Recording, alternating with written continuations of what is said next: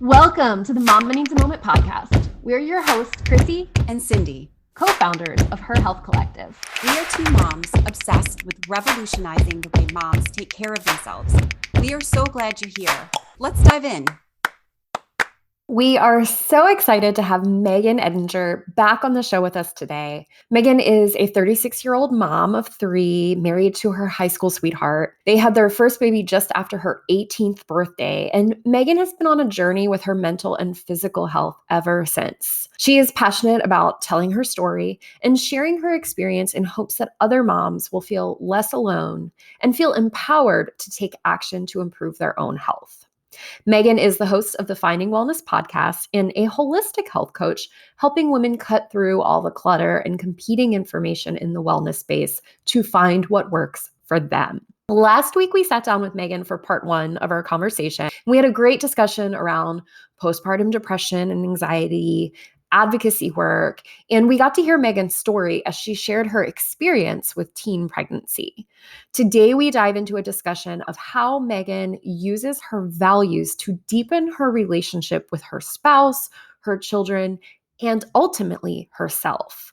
We also dive into Megan's no BS approach to life, and we know you'll love it. When we enter into our relationships and parenting, we all bring different backgrounds, different upbringings, experiences. As we build a life with another person, those differences leak into the way we try to move forward together, and they often can build walls, or they can build bridges and they can bring us together. We also have done things in our lives that we try hard to steer our children clear from, and I am a number one guilty of this. I'd love to hear your stories. What parts of your lives have you and your partner been intentional about keeping and using in your marriage and parenting?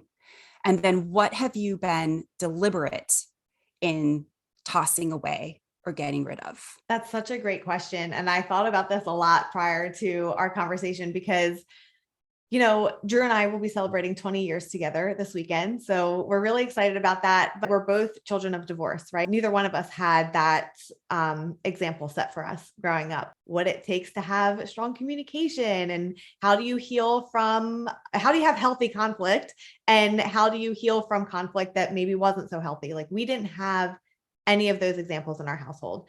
And while we are nowhere close to perfect, we've done a lot of work to get to the point that we have much more healthy conflict now than we did even just a couple years ago. It's a constant work in progress. And that is something that we both have taken from our childhood experiences and have been really intentional about. Our relationship is really important to the two of us, and we are willing to put in the time and the work and the effort and do the hard things to make it that way.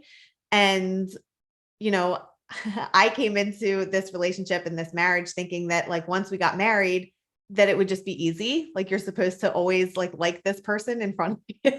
Well, that's what the fairy tales say. It's a happily ever after. They don't talk about the arguments and, what happens behind the scenes. Yeah. So that's something that we're both very intentional about. And then when it comes to our children, we both had very supportive parents growing up. So we are very intentional about showing up for our kids physically in terms of like their parent teacher conferences and their athletic events and, their award ceremonies and all of those types of things, but also like family dinners. Like, we have family dinner more nights a week than not. And I know that that's not a reality in a lot of households and for lots of different reasons, but it's something that we prioritize, even though in this season, these last couple of years, practices go until 7 or 8 o'clock at night. And so we're not having dinner until 8:30, 9 o'clock at night. It's very late, but it's what we prefer because that's what we place value in, right? Other people place value in other things. You get to make those choices for your own house. So those are things that we are very intentional about. And then the last thing, honestly, is money. Like, we never had any conversations in either of our households really about money or what to do with it or how to save it. And we've been very intentional with our kids about, even budgeting. Like you go on vacation and your kids want, everything from the gift store or whatever. And, then you have to be the bad guy because you're saying no. And so after a couple of those experiences, we just told them, okay, here's your budget. This is your dollar amount. Spend it on whatever you want. We don't care. And a lot of times what they would do is they would pool their money together and the three of them would buy one really cool thing instead of a bunch of crap that nobody really needs. It's been really cool to watch those kinds of lessons kind of develop. But the very last thing for me is the whole mental health piece, right? Like being open and transparent within my own family and recognizing in myself that, because for a while I thought that I felt bad for my kids. Like, why do my kids have the mom that can't get out of bed? Why do my kids have the mom that like can't show up for them right now? Like this sucks for them. But I've realized through my healing journey that this is actually a gift to them because they get to see an example of someone who asks for help, and they get to see an example of someone who knows that it's okay to go to therapy and take the medicine and take the time for herself and do all of those things. Whereas a lot of us had parents that just powered through and just kind of were cranky all the time. And my kids did see some of that, but more recently they get to see this other version of me. And I hope that what that will mean for them is that if and when they ever experience their own mental health challenges, that they feel okay to ask for that help or to talk to their doctor or talk to, someone else that they trust, and they don't just carry this burden alone and sit in isolation. That's so beautiful. It's really, I heard a lot of transparency in there, that the way that you parent your kids is a lot of building of the relationship and transparency in that relationship. And that's so beautiful. So thank you for sharing all of that. I am very curious about something. We are in the midst in our family because I have a middle schooler and then a fourth grader. So we're in the midst of some difficult conversations with them. So sexuality and sex and drugs and abortion and all of those things that they're old enough and smart enough to hear people talking about them and wondering what they are. Do you have any feedback for our moms that are listening on having those hard conversations? How did you handle it with your oldest, and how is it now with your two middle schoolers, et cetera? Yeah. Such a great question and such an important conversation. For me, it's always been like just letting them know that the door is always open, and sometimes they'll come to me and sometimes they won't. So if I start to notice things that I want to talk about with them, I'll open that door, but then I don't like sit them down and make them listen to like a lecture or like drag information out of them. I just kind of share some information and then leave the door open. And then sometimes they come back, sometimes they don't. Sometimes I have to encourage again, but just very small doses at a time, because otherwise they tend to, tune me out or cut me off and not want to ever talk about it again. Another great thing that's been really helpful for us is going on walks alone. So my oldest and I we would walk the dog, and that's when we would have a lot of these kinds of conversations. My other two aren't super into that, so we're trying to find time, I was wondering about that because ours are like, Mom, why do we want to go for a walk? Yeah. So I'm trying, especially like the weather will be getting warmer soon, so I'll try to be encouraging that a little bit more again. But that's what really worked for Timmy and I. That's when we had a lot of those conversations. But for the other two, like sometimes I just want to be like, can you go ask your dad about that? Like, why are you coming to me? I know, right? I think my husband feels good because we have two girls. And so they come to me and they're like, Mom, what's this? And you're like, okay. Yeah. But so that's a great example. So my daughter just had her period for the first time, and I had suspicions that it was going to be coming. So I kept, opening that door. Like, these are some warning signs that you might be getting your period soon. This is what your first experience with your period is going to look like. And she was like, holding her ears like, I don't want to talk about this. But it did end up being very helpful for her. And now that she has it, I still am kind of like, okay, after you get your period, after you're done bleeding, then you have like, there's different phases of your cycle, and you're going to find that you have more energy here and less energy here. You're going to probably be more hungry, on these days, like those types of things. It's probably in one ear and out the other. But if I keep continuing to just kind of like drop these little nuggets, it's not not a full-blown conversation. It's not like this hour-long thing. It's just like, hey, just so you know, like XYZ, and then just kind of keep it moving. I feel like, I hope that it will land. Well, thank you for sharing all of that. Those are all parents have to do it, but not a lot of parents talk about it. Yeah. With others to say, this kind of sucks to have these conversations. So thanks, Megan. Yeah. I wish that I had had somebody walk me through my cycle and the phases to that degree. So I'm sure your daughter will one day, maybe not at the moment, but one day come to appreciate that, because I there's so much that I never understood until being an adult. So that's awesome. Now, you have a podcast. We were guests. I highly recommend going and listening to the episode.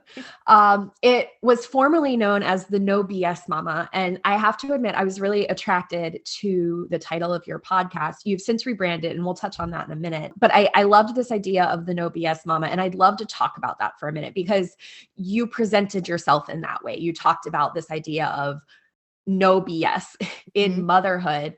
What does that mean to you? Why did you pick that? Yeah, it was important to me for, people that found the podcast to understand, yes, motherhood is beautiful and it's great. And we love our children and, all of those things that you expect, right? And there's a lot of unexpected, and there's a lot of BS, and there's a lot of things that we just don't talk about or acknowledge. And really, we try to hide it even from ourselves, let alone share it with other people in our life, because God forbid, they have a very strong different opinion, or they want to judge you now because of the things you have to say. So I really wanted to bring this content from the lens of there's no right way to be a mom. There's no best way to do really anything. I'm going to bring on some other moms that are going to tell you about their experiences and how they've handled things. And I'm going to bring in some experts in the field to give you some advice. But every mom, every kid, every family is very different. So I'm just bringing all of these people and all this information to you. Take what serves you, leave what doesn't. Don't feel bad if you've tried this thing and it didn't work. That's fine. Find something else, try something else. Because I just feel like there are so many people out there that are like, you have to do it this way, or if you don't do it this way, you're going to mess up your kid in this way. And while there are, some very extremes that, those things might be true, there's a lot of nuance to motherhood and parenting and relationships and mental health and all of those things that really are not one size fits all. Yeah, absolutely. And especially in our world of social media, where we're constantly seeing the highlight reel of other parents' lives and how they're parenting and what their homes look like. And it is a lot of BS, social media is a lot of BS. And then you had also mentioned just kind of this comparison piece and how we try to find this one way that we're supposed to do something. And that immediately made me think of all the parenting books I read, right? All the experts we listen to. And if you are searching Google for the answer to a question, you will undoubtedly find thousands upon thousands of articles you can dive into, YouTube videos you can watch, experts you can follow on Instagram, quote unquote experts. And you're left feeling more lost than when you started. And somewhere along the way, we've lost this ability to trust our maternal instincts, to trust our gut. And some of the stuff that you had talked about made me think of that. Like, yes, it's nice to have other experts and to see all this stuff now that we have with social media and all these parenting books and Amazon dropping a book to you the next day so you can get right on reading. But at the same time, there almost need to be blinders on, or a pause button where we can step back and say, what do I know to be true about myself as a mother, my family altogether, my child? Because nobody knows our child like we do. Do you have a specific no BS mom story that you could share with us? This episode is sponsored by Her Circle, the supportive and welcoming community for moms created by Her Health Collective. Her Circle is a welcoming and supportive community for moms who are passionate about making change for themselves, their families, the community, and the world. Together, this village of women are revolutionizing the way moms take care of themselves. From an active, private online community and the incredible daily chats hosted there, to our many virtual gatherings, including support groups, Mom's Night Out, volunteer opportunities, book club, family adventures, coffee chats, and so much more. We love providing moms the chance to connect and create authentic relationships with one another. The network of experts in her circle are a phenomenal resource and provide great learning experiences for moms on topics ranging from women's health to parenting. We cover the issues that matter to moms the most, from virtual expert Q&As to one-on-one wellness minute consultations and support groups. We are committed to getting moms in front of the information, experts, and support they need most. To learn more about Her Circle, head to www.herhealthcollective.com/her-circle. We have a limited number of spaces and the doors only open a few times a year. So be sure to add your name to the no obligation waitlist so you are the first to know when the doors officially reopen. Not really any specific one. I just feel like my life has been a collection of these experiences that, again, I choose to see through the lens of humor. Nothing ever goes according to plan. You take your family on this great vacation and the kids are miserable on the travel day because everybody's up early. There are things to even these great experiences that just suck. And you just have to know that it's coming and just be okay with it, I guess. And that's just kind of how I approach my really parenting style altogether. It's just like, and my kids even know, like I talk to them with this total no BS approach too. They know it, their friends know it. And I think it's really helpful for our relationship because they don't ever have to wonder, is she being passive aggressive? Like, what does she mean by that? I've always really spoken to them like adults. Yeah, I'm picturing you with like a girlfriend right now who maybe is pregnant or just had a child. We've only met a few times, I can't, but I can't picture you being mean in anything you're saying, but I feel like you would definitely be honest and say, it's not all sunshine and rainbows. And this is likely, even with how you are approaching your daughter, her menstrual cycle. And I think there's power in honesty, but some people aren't very good at it. They're not very practiced at it. Well, your podcast is now Finding Wellness. You've rebranded and it's now Finding Wellness. Tell us about the rebrand. What does Finding Wellness mean to you now? Yeah. The community is still mostly moms, and the Finding Wellness rebrand, it came from this place of, wellness is a journey and you never really get there because your life is always changing. I'm in a much different phase of parenting now than I was, even 2 years ago, or even last year with one being, several hours away. And so there's always these ebbs and flows, and your wellness and the way that you support your physical health and your mental health is always going to have to shift. And there's just so much noise in the wellness space, just like in the parenting space, that you have to do it this way, or you're never going to lose the weight, or you're never going to get the energy, or, whatever it is that you're trying to accomplish, there's someone out there saying that, you have to do it this way. And so my purpose again is to bring people on, let them share their stories and experiences, and just kind of let you see that there is no one best way. There's a way that works for you right now. And what works for you right now might not work for you tomorrow. And it might be different than what worked for you 2 years ago. So really helping people weed through all of that content and, like you mentioned, tune back into themselves and figure out, what works for me, what feels good for me. I love it. There's still a theme of no BS in there too. Yeah, I like it. Was this a practice for you, Megan? So did it take you trial and error in order to put those blinders on to be able to tune out all of the BS with parenting and the BS with wellness, et cetera? Yeah. So again, lucky for me, when my kids were little, there was Google, but there was no Facebook, there was no Instagram, there was no Pinterest. There wasn't all this information coming at you. There was information available to you if you were looking for it, but it wasn't just always just right in your face like it is today. So I had to rely on my instincts and the people like around me in my immediate circle. And that's an experience that's really been robbed of a lot of new moms today. From the time even trying to conceive, you're just being like thrown all, and the algorithms are so good now.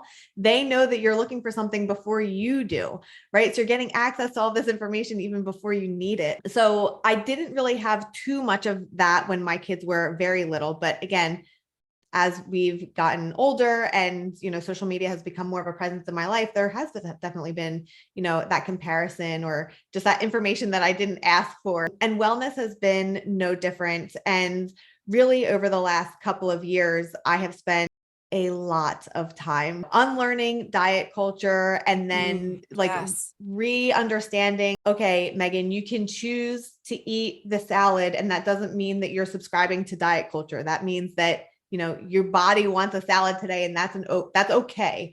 Like I had to do this whole like unlearning and relearning again. And now I'm going to nutrition school and learning more about holistic health just in general. But yeah, it's been a very significant journey. And then just even learning what kinds of things do I need consistently every day versus what do I need, maybe a couple times a week, and then making sure that I get those things, because we all have some idea of like what we need, but actually doing those things or making sure that we get them is a little bit of a different story sometimes. So unpacking why that might be and setting up, systems and structure for yourself to set yourself up for success has been something that I've spent a lot of time doing.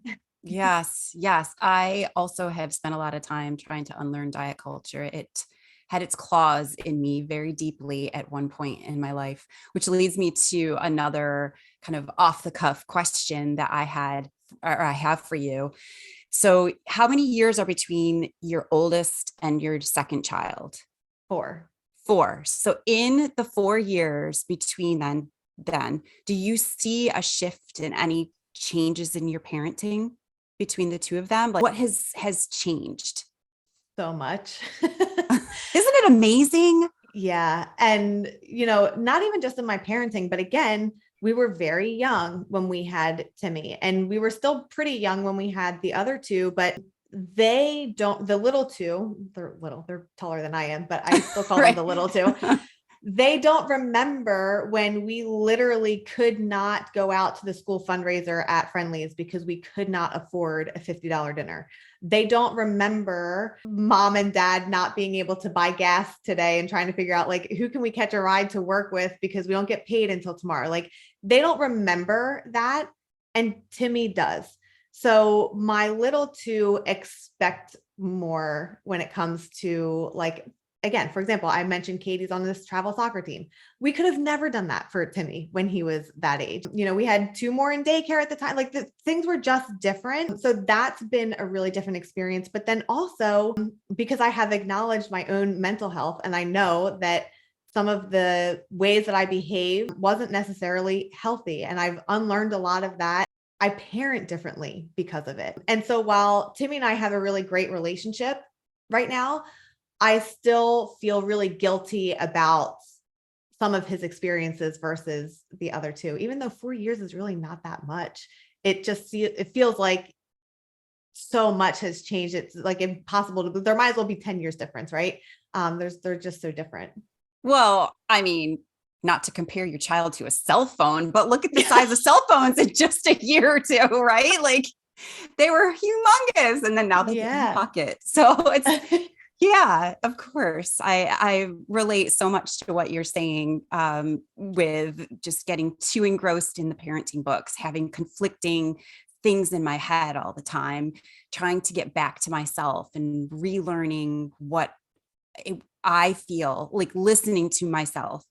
And that's for so many things, parenting, my body with exercise, my body with eating, setting up boundaries. It's a constant work in progress. So I love the honesty that you've shared with us.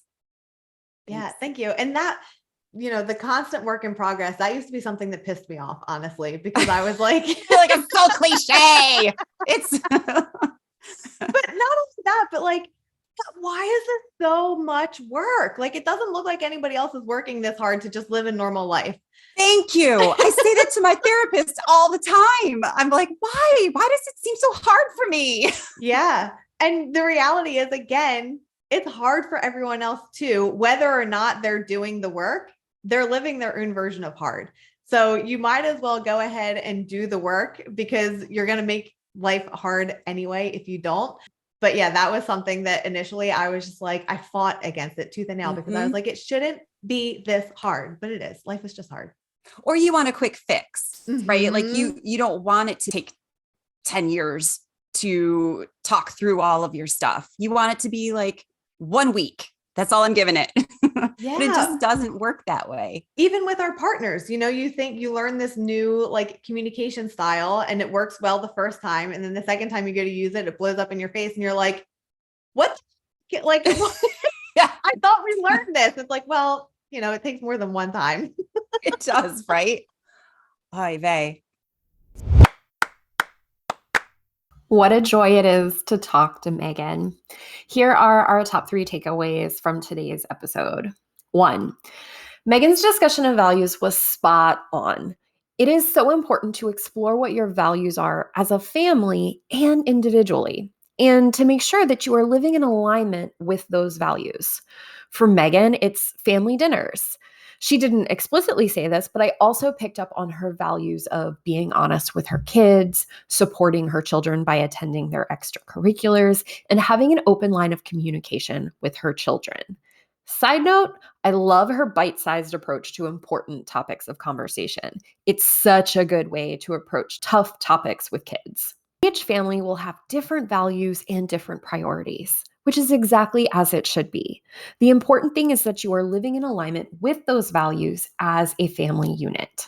2, I love Megan's no BS approach to relationships, motherhood, and life. She's right. There is no right way to be a mom. We get so wrapped up in comparing ourselves to what we see other parents doing, what the quote unquote experts say we should be doing, and wrapping ourselves up in that judgment. Don't do it. Stop. Let's all be real about how challenging parenting can be and let go of the rigid expectations we hold for ourselves. Stop comparing. Stop expecting perfection. Each day will look differently, and your best is always more than enough. 3, our health and wellness are not static. Our health will ebb and flow throughout our lives, and that is crucial to remember, particularly in the postpartum period. The idea of our body bouncing back after baby is antiquated and generally does more harm than good. As challenging as it can be, we must learn to accept and appreciate our body where it is right in this moment. That doesn't mean we have to love everything about our body, but it does mean we should practice gentle kindness towards ourselves. Your body does not deserve a daily beating and berating. Your body has carried you through so much. Everything you've done, everything you've accomplished, everything you've endured and survived, it's because of your body. It has carried you through. Your body deserves love and appreciation. Thanks for listening, friend. If you are one of our beloved Patreon supporters, you've got bonus content from Megan where we dive into some of Megan's most influential lessons she's experienced. Head over to your Patreon account and check it out. High five, friend. We've enjoyed hanging out with you. Follow us so you're the first to know when we drop a new episode. If you've enjoyed your time with us, let us know by leaving a review. We always love hearing from you. Until next time, stay true to you.